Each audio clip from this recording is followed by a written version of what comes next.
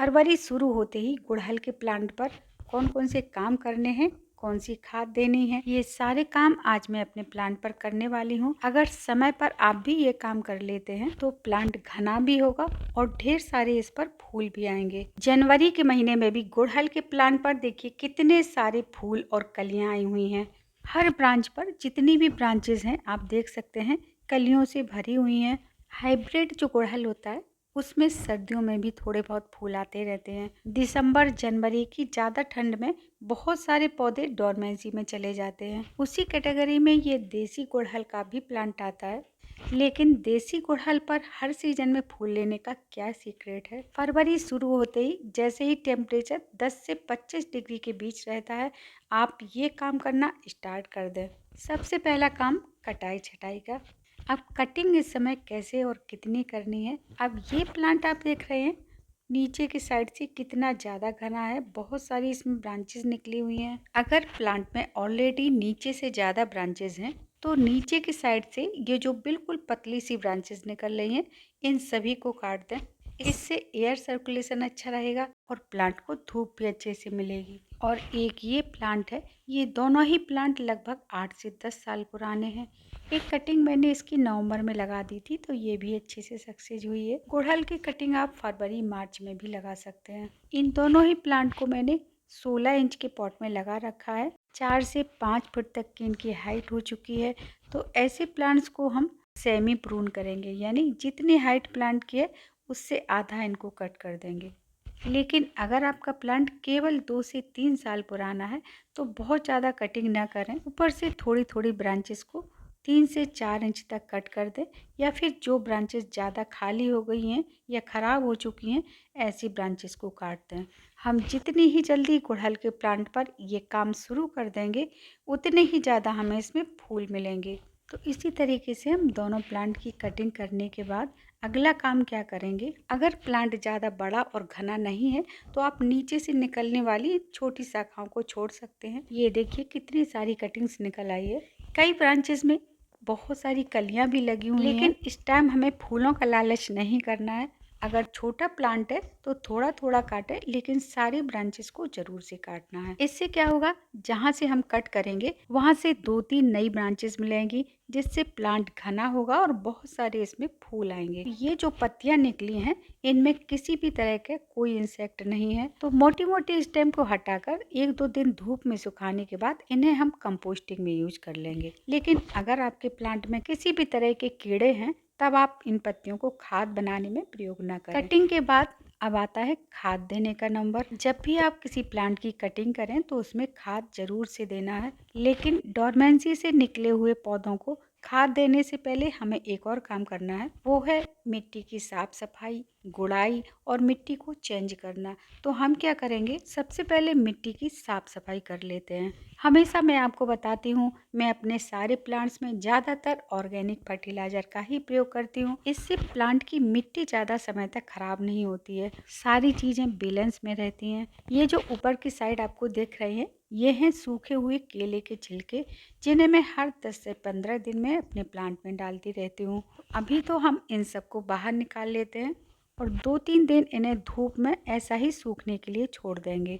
पिछले साल मैंने इन दोनों प्लांट की रिपोर्टिंग भी की थी तो अभी इन्हें रिपोर्टिंग की ज़रूरत नहीं है। अगर आपने 2-3 साल से रिपोर्टिंग नहीं की है, प्लांट छोटे पॉट में लगा हुआ है, तो आप प्लांट की रिपोर्टिंग भी कर सकते हैं। बड़े पॉट में शिफ्ट कर दें या फिर रूट प्रूनिंग करके इसी पॉट में शिफ्ट कर दें।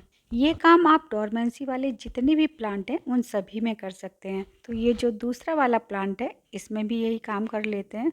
अब 2-3 इंच की गहराई से मिट्टी की अच्छे से गुड़ाई करने के बाद 1-2 दिन के लिए धूप में खुला छोड़ देंगे ताकि जो भी कीड़े या फंगस वगैरह हो वो खत्म हो जाए। पुरानी मिट्टी को सुखाने के बाद खाद देकर वापस से इसी में डाल देंगे, या फिर आपके पास नई मिट्टी है तो और भी ज़्यादा अच्छी होगी। अब देखते हैं फर्टिलाइजर हमें कब कौन सा देना है।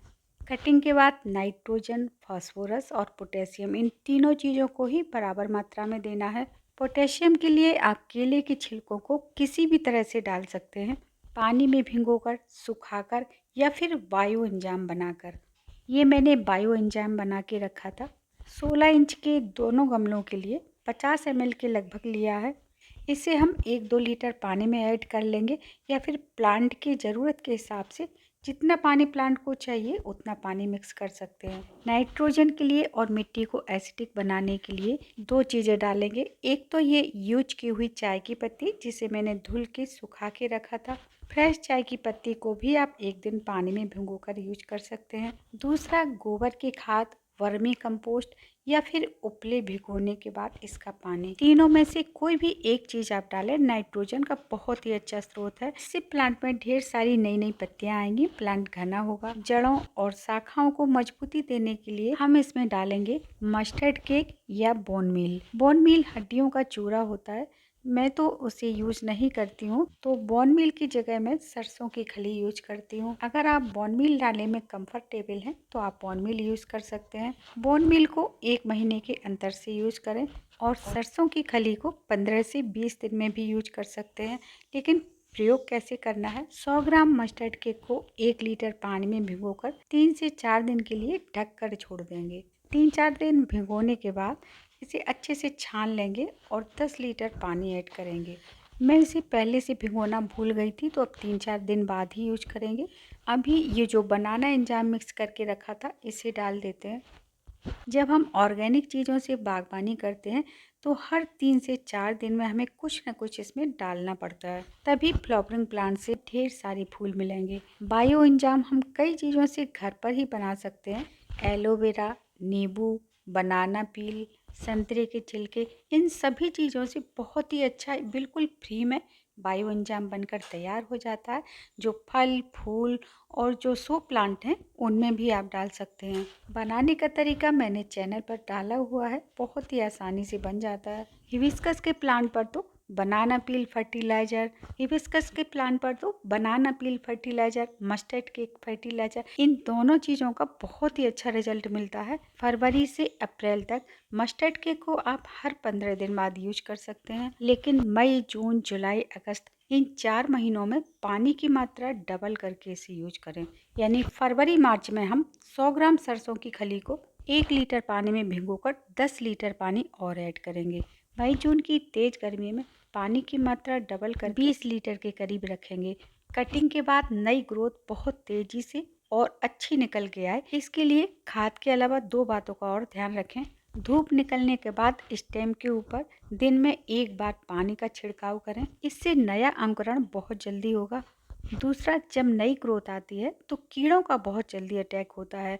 गुड़हल के प्लांट को मिलीबग्स सबसे ज़्यादा नुकसान पहुंचाते हैं। इसके लिए हम क्या करेंगे? 10-12 दिन में केवल 1 चुटकी बेकिंग सोडा को 1 लीटर पानी में डालकर पूरी पत्तियों पर अच्छे से छिड़काव कर दें, सुबह या शाम के टाइम। या फिर 1 लीटर पानी में 2-3 ml नीम ऑयल और थोड़ा सा डिश वाश मिलाकर पूरे प्लांट को हल्का सा प्रेशर देते हुए धुल दें। प्लांट को 4 से 5 घंटे की धूप में रखें। पत्तियों को बराबर चेक करते रहें।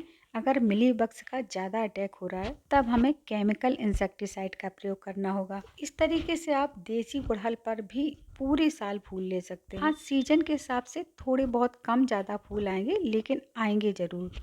मार्च से नवंबर तक बहुत ही अच्छी फ्लावरिंग होती है, तो इस टाइम आप ध्यान से ये चीज़ें डालिएगा। निश्चित रूप से आपके प्लांट पर भर भर के फूल आने लगेंगे। डाउट्स के लिए मेरा रिप्लाई हमेशा आपको मिलेगा। Thank you.